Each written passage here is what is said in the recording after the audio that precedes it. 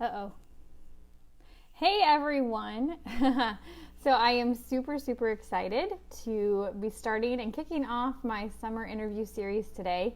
I'm hopping on here just a few minutes early because I wanted to make sure that everything was set up correctly, and that I could tell you a little bit about why I'm doing this series.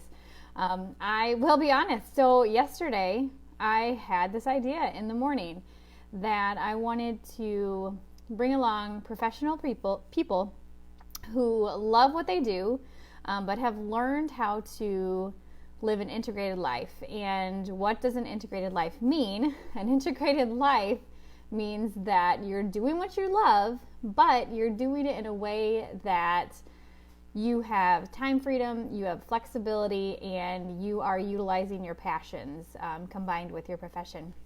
So it's really all about your priorities, keeping the main thing while doing what you love at the same time. And that's why it's integrated. It's all mixed together, blended together. It's not a balance. It's not a perfect this. It's really, everything is just meshed together. I'm super excited today, which I don't even know what time it is right now. So just in a few minutes, Francine is going to be joining us, and she's going to be sharing her story. She is a teacher by trade. That's her profession. And she's going to be sharing her story of what that looked like for her. She's going to be sharing a little bit about what she loved about it, why she got into it, some of the issues she was dealing with and the pressures of that job, and then how today she's still continuing to teach, but living an integrated life that she loves and she's excited for every single day. So I'm going to go ahead and I am going to see if I can flip my camera.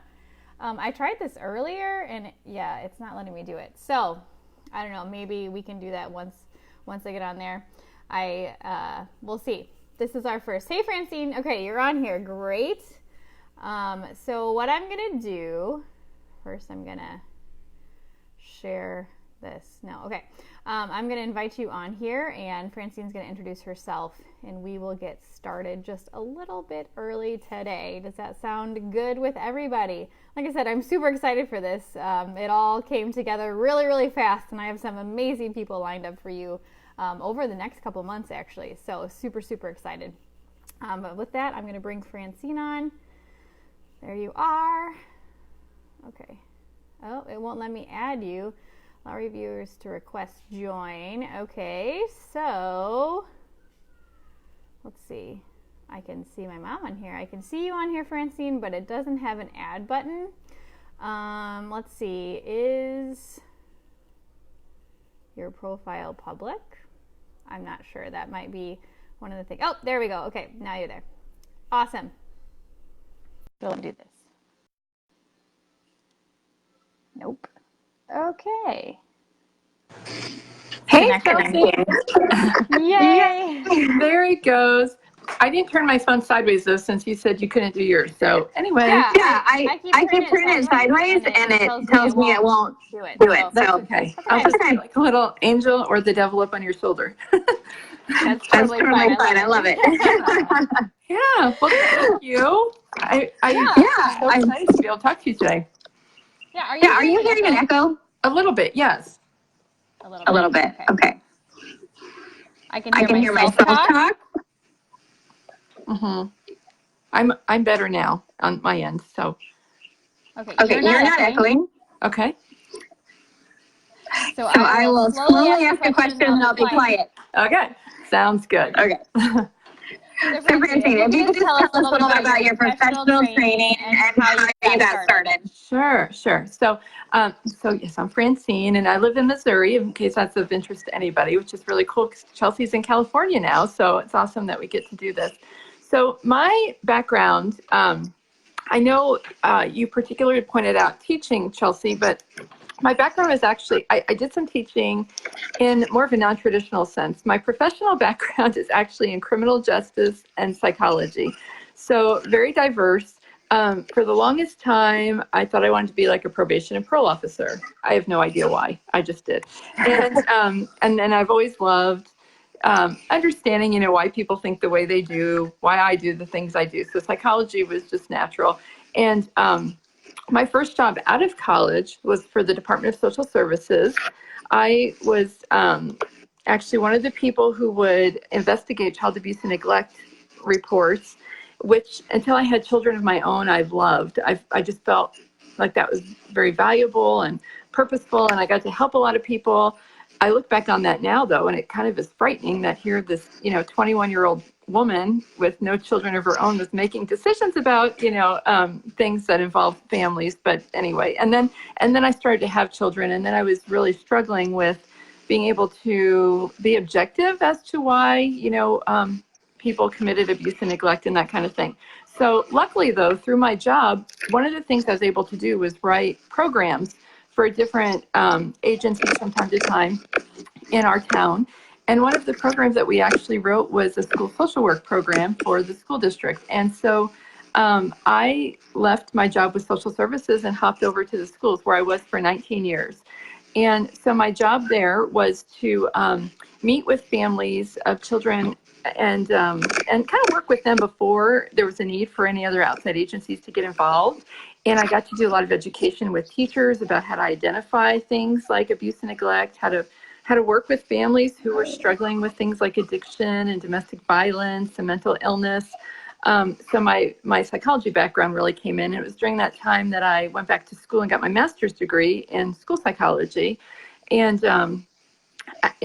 just got to implement a lot of different programs. So I always loved the working with the people aspect of it. I always loved the creativity part. I always loved the problem solving and being able to really listen to people and establish relationships and find out what their needs were. It was during that time that I learned not to judge people or, assume that if I was in that situation, what would work for me would work for someone else. I got to see the good in a lot of people and meet a lot of people I wouldn't have met otherwise. So it really expanded my horizons, but it was also tough. You worked with a lot of situations where, families were really struggling at times. Kids, were hurt. One family I worked with had a child who died, and it was just really stressful. The teachers were all my friends, and just trying to help them still be able to, be positive and teach and take care of the needs that were going on in these kids' homes. It was rough. Plus, I didn't get paid all summer. That was also rough.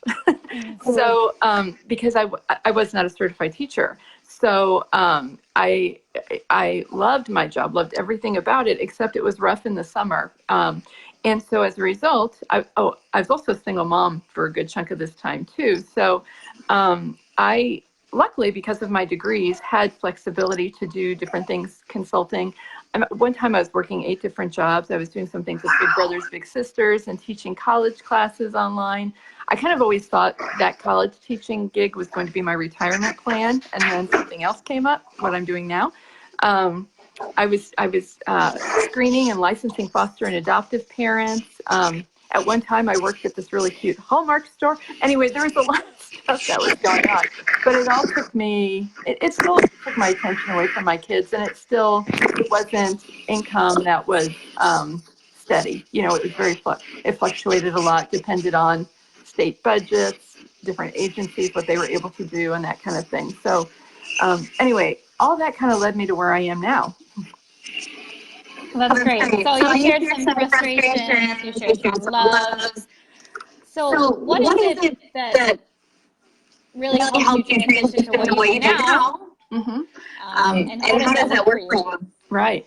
So what I do now, for those that don't know, my husband and I own a natural nutrition business. We partner with a company named Shaklee, which is the largest natural nutrition company in the United States.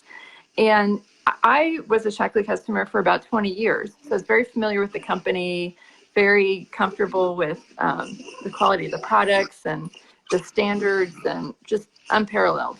And anyway, I even kind of tinkered a little bit about 20 years ago with being a distributor for them. But then because of all this other stuff, I was kind of in survival mode at times when I went through my divorce and I had 2 young girls. And so anyway, fast forward to 2015, and I was getting married again, and our youngest child, my youngest child, was graduating and going to college. We were moving across the state. My husband is a school superintendent, and he got a job where we live now. So all these things were happening. I had been in social work at that time for close to 26 years. And I was just ready to do something else. And so I thought about all of the things that I loved about what I did, the creativity, the people. Every day was different, being able to provide resources, being able to establish relationships.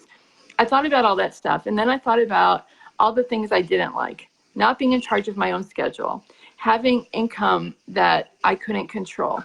I worked for a school district. I didn't work for, a private company. So there was not money for extra perks, I always felt very, respected, and people always thanked me. That was great. But like right now, my company pays for our car. We just got back from a cruise to the Caribbean. It was all expenses paid for my husband and myself. That's amazing. Anyway, and I am in control of my schedule. I'm in control of how much money we make. I'm in control of the people I work with. And so I thought about all those things that I loved, and I thought, well, I'm going to do my Shackley business. So I did. So it relocated with us. We may move again. We may not. Who knows where life takes you? But no matter where I go, my business can go with me. So I don't have to worry about interviewing. I don't have to.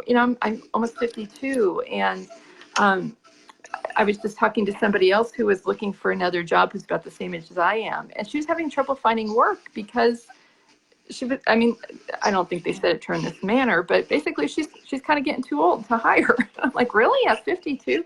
But anyway, that's never a concern. So everything I loved, I still get to do, with none of the stuff I didn't like. Every once in a while in social work, because you're working with people who are going through really tough times, I got yelled at. I had some awful things said to me. That never happens. Nobody's mean to me now. I really like that. I got to tell you, it's nice to work with really happy people. Yeah. So what advice would you give to passionate professionals feeling the same way you felt? Yes. Well, for anybody, we tell this to our kids. Since I was a single mom for a long time, one thing that I did spend a lot of time on educating myself on like money management and setting myself up for retirement and things like that. And when you meet with financial counselors and financial planners, they will tell you that it is really beneficial to have more than one stream of income. Unfortunately, you can't count on the company you work for to provide a retirement for you anymore. Those things all change. So, even if you love what you do, think outside the box and consider a second stream of income. And having done things that take you out of the home and still working for somebody else, I would encourage you to think about something like this, where you could be your own boss. And the job I do now, we have it in our will so that when we pass away, our children will inherit it. It's actually something that's a financial blessing for them. Whereas any other job I've ever done, when I retire or quit or whatever, that job just ends. There's no more money, that comes from it. But this can go on to future generations, which is amazing.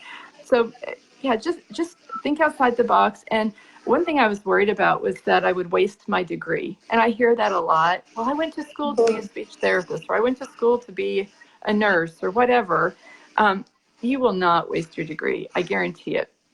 Everything that I ever learned in my criminal justice program, in my psychology program, in my school program, everything has been of value to me, because everything that we learn through whatever job we have, we learn a lot of life skills. We're not using algebra every day, but we know how to figure things out. It's those bigger skills that you'll use when you do have a business of your own. Wow, that's fantastic. Do you have anything else you'd like to share before we wrap up? Just another thing too, don't worry about what anybody else thinks. Like if you have just even an inkling, I don't care if it's because this is something you've considered before or you're just nosy. Ask Chelsea, ask me, ask whoever it is in a business like that. Ask what it's about. It costs you nothing to get more information, and it does not commit you to anything. But the thing I just really feel bad about is sometimes people make decisions before they have all the information, so just get a little more information and see. And if it's not something that is right for you, who knows? It may be great for your next door neighbor or one of your kids. 2 of our 3 children are Shackley distributors too. And I think that really speaks volumes for how much we trust this company and value our relationship with them, because we certainly wouldn't, hook our kids up with something that we didn't believe in. So very true. Well, thank you so much, Francine. Sure, absolutely. Thank you. Yeah, this has been amazing. Yes. All right. Thanks, Chelsea. Bye-bye. Right. Yeah, thank you. Bye.